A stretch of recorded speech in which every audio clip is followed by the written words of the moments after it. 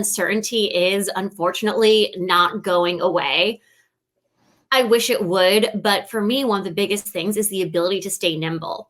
We don't know how this year is going to play out. We don't know if it's going to be more of the same. We don't know if things are going to get better. Hopefully they do. We don't know if they're going to get worse. Really hope they don't. I think we've been through enough already.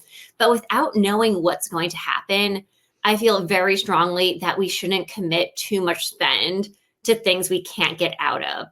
And that's hard because there are a lot of great things I would absolutely love to do. And in different years, I'm like, yes, let's sign up for that very expensive trade show.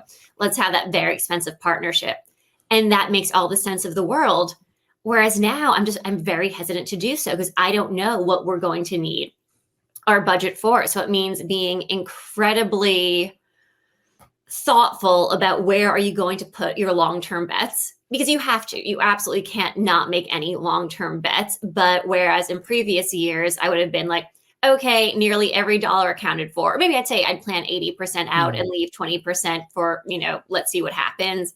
Now it's much more opposite. Like I'll put things in buckets, but I am very hesitant to really commit to things with just not knowing how they're going to shape out.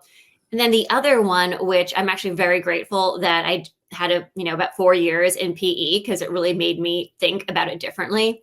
I think that marketers almost need to act like CFOs or, think about themselves in the way of an MBA.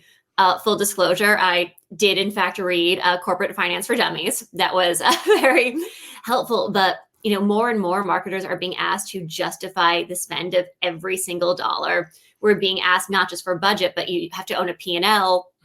And I think, even more now than ever, if you are going to get budget from finance, you have to show how you're going to tie that. So it's a lot less of the brand conversations, which, again, those are incredibly important. But for this year in particular, or at least for however long 2024 feels like 2023, we have to act a lot more like finance people. And again, I think just keep that flexibility, because if we've learned anything over the past few years, the unexpected does happen.